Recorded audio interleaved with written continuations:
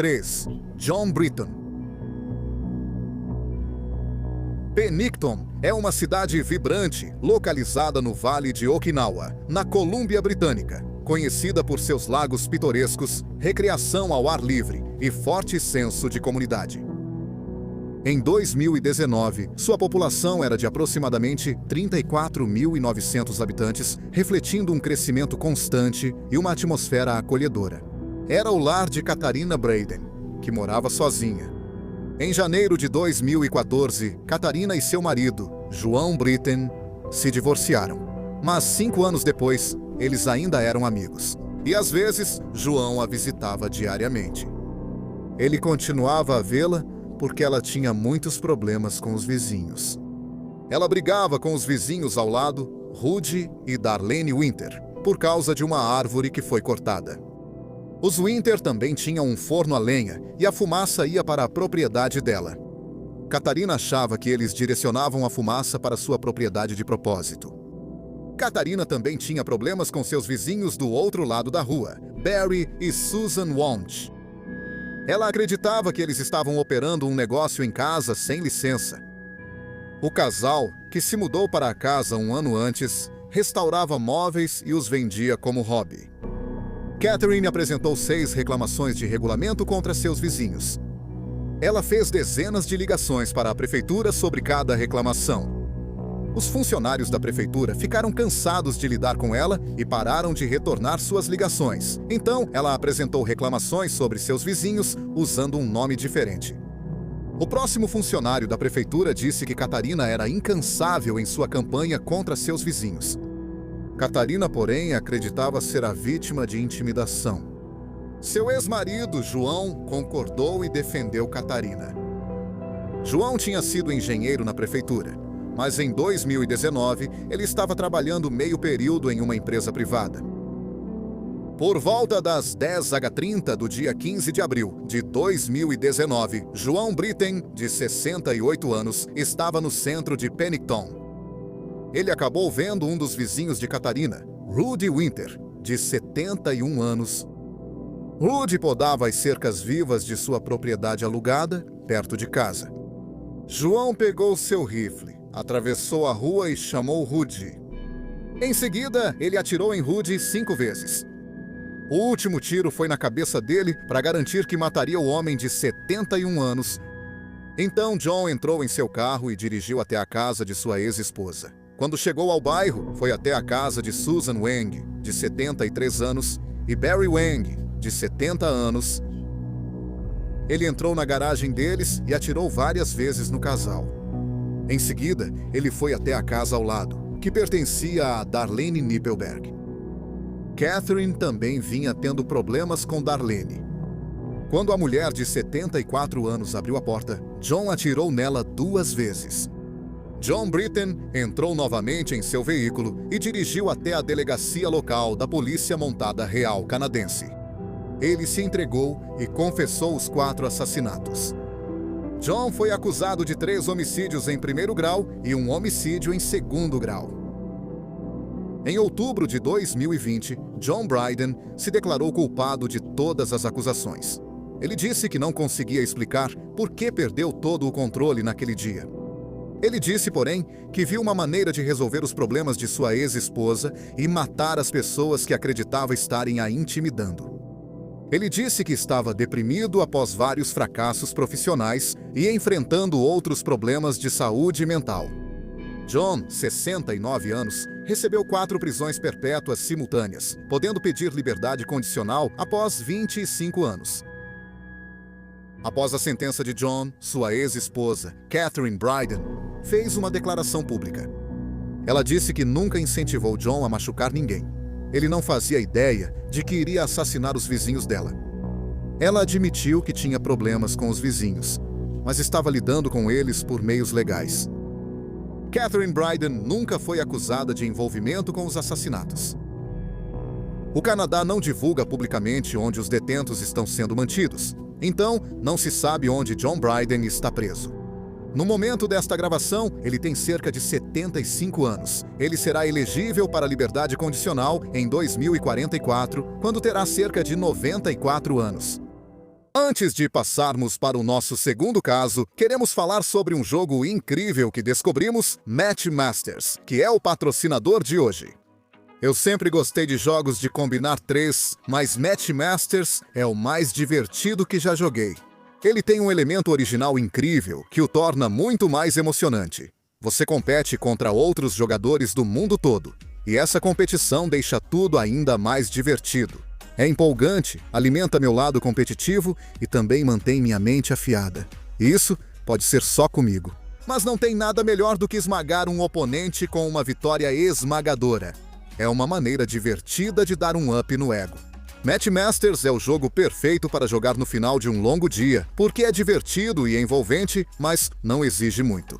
Existem vários modos de jogo emocionantes para jogar no Match Masters, então nunca fica entediante. E é grátis para jogar, e não tem anúncios. Por que não experimentar o Match Masters hoje? É uma ótima forma de apoiar o Criminally Listed e ainda se divertir jogando.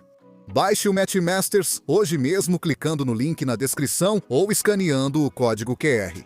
Queremos agradecer muito ao Match Masters por nos apoiar e esperamos de verdade que você confira. E agora, vamos ao segundo caso. 2. Paul Crawford. Em 1996, a família Shogo morava em Sauk Center, Minnesota. Sauk Center é uma pequena cidade no centro de Minnesota que faz parte da área metropolitana de St. Cloud. Em 1996, tinha uma população de cerca de 3.600 pessoas. Warren Shogal, de 41 anos, e sua esposa, Marcy, de 39 anos, tinham 3 filhos. Nicole, de 16 anos, Jody, de 12 anos, e Eric, de 11 anos. A casa deles ficava à beira do Lago Sauk. A região era tranquila e pitoresca. A família se mudou para lá em 1993. Warren Shogal era descrito como temperamental e argumentativo. Ele teve problemas com vizinhos anteriores e os levou ao tribunal. Warren ficou irritado porque seus vizinhos não o deixavam caçar nas terras deles. Em 1995, a família ganhou um novo vizinho, Paul Crawford. Crawford era viúvo e havia se divorciado da segunda esposa. Ele tinha um filho vivo, 3 enteados e 3 netos. Crawford serviu na Força Aérea dos Estados Unidos durante a Segunda Guerra Mundial por 27 anos. Ele trabalhava como serigrafista. Depois que se aposentou, ele foi dono e administrou um resort de pesca. No outono de 1995, Crawford mandou fazer um levantamento da propriedade. Tanto Crawford quanto Walter discordaram dos resultados. Em novembro de 1995, Crawford chamou a polícia. Ele acusou as crianças Shogo de moverem as estacas do topógrafo. Crawford não viu eles fazerem isso, mas tinha certeza que fizeram. Algum tempo depois, Crawford moveu um cais para que ficasse ao lado da linha da propriedade. A família Shogo, então, começou a atracar seu barco ao lado do cais e usava o cais para entrar e sair do barco. Também há um relato conflitante de que o cais pertencia à família Shogo, mas, após a medição, foi determinado que ele estava na propriedade de Crawford. Crawford queria que movessem o cais para fora de sua propriedade. A família Shogo, que não acreditava nos resultados do topógrafo, não queria mover o cais. No entanto, ao longo do ano seguinte, a polícia foi chamada 3 vezes por causa de uma disputa entre os vizinhos. Porém, ninguém jamais foi preso. Crawford também contou ao filho que um dia, enquanto trabalhava em seu cais, Warren disparou um tiro por cima de sua cabeça. Crawford não denunciou o incidente à polícia. Em 20 de junho de 1996, Crawford pagou por outro levantamento de terras. Após o levantamento, Crawford e Warren discutiram, e o departamento do xerife foi chamado.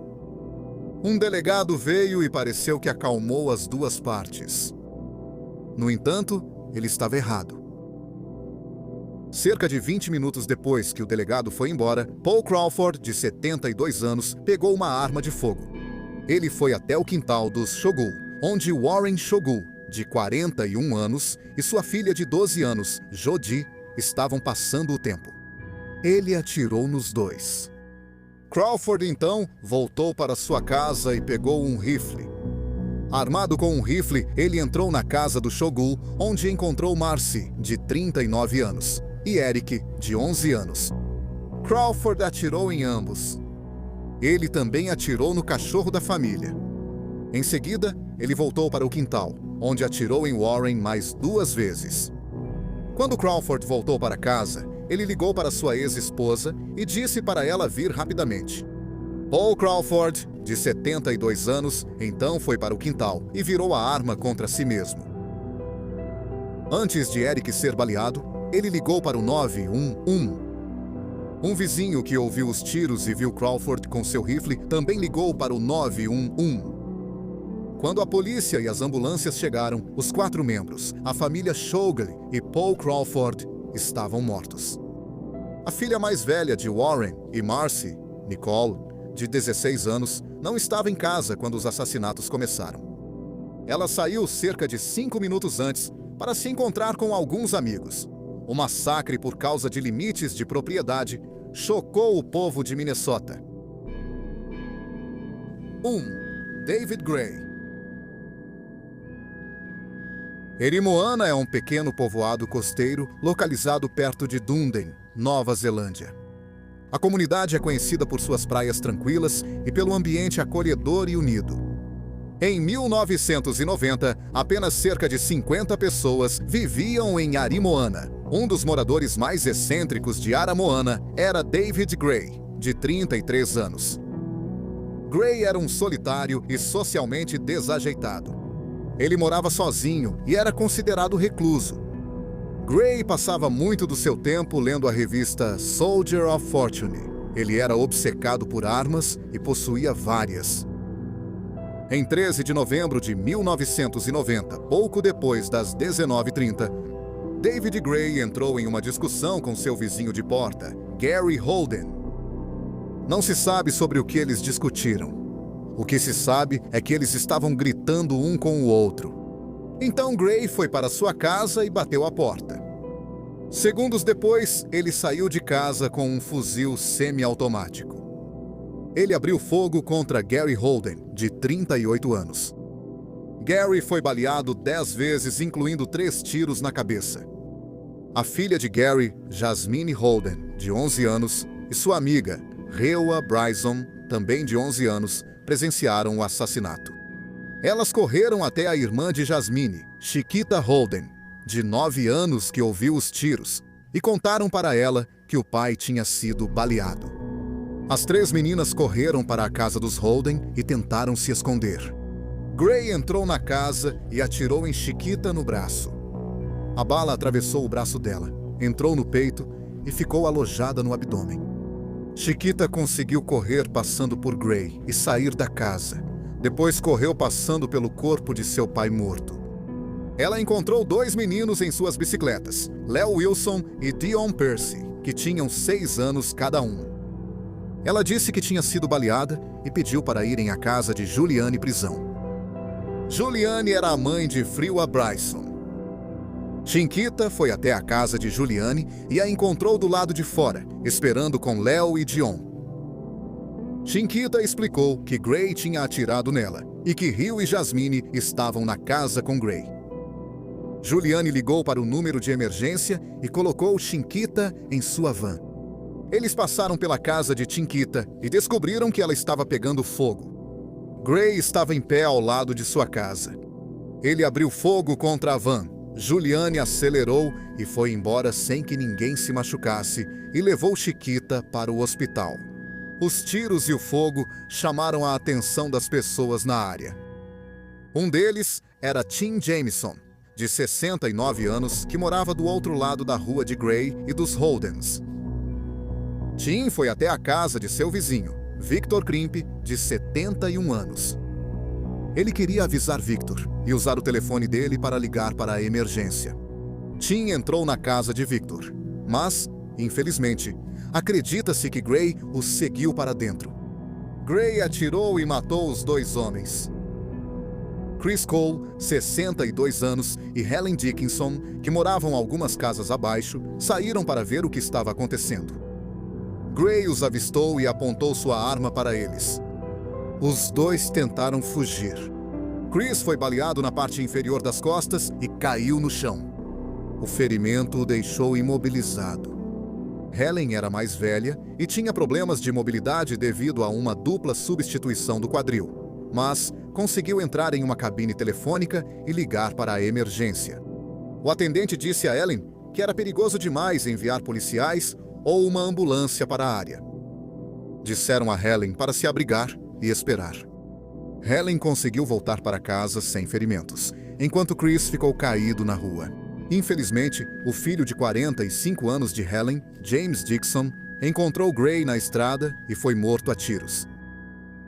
Ross Percy, de 42 anos, chegou à área em seu utilitário com sua esposa, Vanessa Percy, de 26 anos, a filha deles, Stacy, de 4 anos, e o amigo de Ross, Alec Telly, de 41 anos. Eles pararam em frente à casa em chamas para pegar o filho de Vanessa e Ross, Dion, de 6 anos, e o amigo dele, Leo Wilson, também de 6 anos. Enquanto colocavam as bicicletas de Dion e Leo no utilitário de Ross, Gray os encontrou e atirou neles. Todos os 6 foram baleados várias vezes. A polícia finalmente chegou à área por volta das 20 horas, cerca de meia hora depois que o tiroteio começou. Eles localizaram David Gray em pé do lado de fora de sua casa. O oficial comandante era Stuart Gantry, de 41 anos. O sargento Gantry, armado com uma pistola, viu Gray fora de casa e ordenou que ele se rendesse. O sargento Gantry disparou um tiro de advertência contra ele. Gray não se rendeu. Em vez disso, ele se escondeu nos arbustos. Em seguida, ele atirou no policial de 41 anos, matando-o instantaneamente. A polícia então perdeu o rastro de David Gray. Mais policiais chegaram à área, assim como ambulâncias, que levaram as pessoas feridas. A polícia não encontrou Gray e, ao anoitecer, considerou perigoso demais seguir com as buscas. Ao amanhecer, a polícia começou uma busca casa por casa na região. Por volta das 17h30, eles o encontraram em uma casa onde ele havia se barricado. Gray ainda estava com 2 rifles semiautomáticos e muitas armas. A equipe antiterrorismo cercou a casa e tentou forçar Gray a sair usando uma granada de luz, mas não tiveram sucesso. 20 minutos após ser encontrado, Gray fugiu pela porta dos fundos, atirando em todas as direções. Stephen Vaughn, membro da equipe antiterrorismo de 28 anos, foi baleado no tornozelo. David Gray, de 33 anos, foi baleado 5 vezes por 3 membros da equipe antiterrorismo. Isso incluiu ser baleado na testa e no coração. Gray então caiu no chão, mas continuou lutando, e foram necessários 4 policiais para colocar restrições plásticas em seus pulsos. Um médico chegou ao local em poucos minutos. David Gray, de 33 anos, foi declarado morto. 13 pessoas foram mortas. Isso ficou conhecido como o Massacre de Arimona. Gary Holden, de 38 anos, morreu quase instantaneamente na casa queimada dos Holden. Os investigadores encontraram os corpos de Jasmine Holden, de 11 anos, e Rhea Bryson, de 11 anos. A causa da morte não pôde ser determinada, mas, com base na posição dos corpos, acredita-se que elas foram mortas a tiros, antes de a casa ser incendiada. Chiquita Holden, de 9 anos, sobreviveu ao tiroteio. Tanto Tim Jameson, de 69 anos, quanto Victor Crimp, de 71 anos, já estavam mortos antes da chegada das ambulâncias. Chris Cole, de 62 anos, que levou um tiro nas costas, foi levado ao hospital, mas morreu devido aos ferimentos. James Dickinson, de 55 anos, também já estava morto antes da chegada do socorro. Ross, de 42 anos, Vanessa, de 26 anos, e Dion Percy, de 6 anos, foram todos mortos, assim como Lucky Telly, de 41 anos, e Leo Wilson, de 6 anos. A única sobrevivente do tiroteio no veículo utilitário foi Stacy Percy, de 4 anos. O sargento de polícia Stuart Gantry, de 41 anos, foi a última pessoa que Gray matou. Stephen Vaughan, de 28 anos da equipe antiterrorismo, também sobreviveu ao ferimento. 3 dias após o massacre, a casa de David Gray foi incendiada por uma pessoa que nunca foi identificada. Quando o corpo de bombeiros chegou, eles não apagaram o fogo. Eles evitaram que o fogo se espalhasse para outras propriedades enquanto a casa queimava. Ninguém jamais foi preso pelo incêndio criminoso. Na época, o massacre foi o pior tiroteio em massa da história da Nova Zelândia. Isso resultou em mudanças nas leis em 1992, que passaram a exigir identificação obrigatória com foto, licenças para comprar uma arma e regras mais rígidas para a compra de armas semiautomáticas de estilo militar. Em 2018, 27 anos após os assassinatos, 2 dos sobreviventes, Chiquita Holden, de 37 anos, e Stephen Vaughan, de 55 anos, se casaram. Eles se conheceram pela primeira vez no hospital enquanto estavam se recuperando. Chiquita, que tinha 9 anos, queria conhecê-lo e agradecê-lo. Eles assinaram o gesso um do outro, se reencontraram anos depois e acabaram começando a namorar. O massacre de Arimoana permaneceu como o pior tiroteio em massa da Nova Zelândia por 28 anos. Então, em 15 de março de 2019, Brendan Taran, australiano de 28 anos, assassinou 51 pessoas e feriu outras 89 em ataques terroristas a 2 mesquitas em Christchurch. Taran foi preso, condenado e sentenciado à prisão perpétua sem possibilidade de liberdade condicional. Ele é a primeira pessoa na história da Nova Zelândia a receber essa sentença. Obrigado por assistir ao vídeo de hoje. Se gostou, inscreva-se no canal, por favor. Além disso, não se esqueça de assistir aos nossos shorts no YouTube, Instagram e TikTok. Mais uma vez, obrigado por assistir.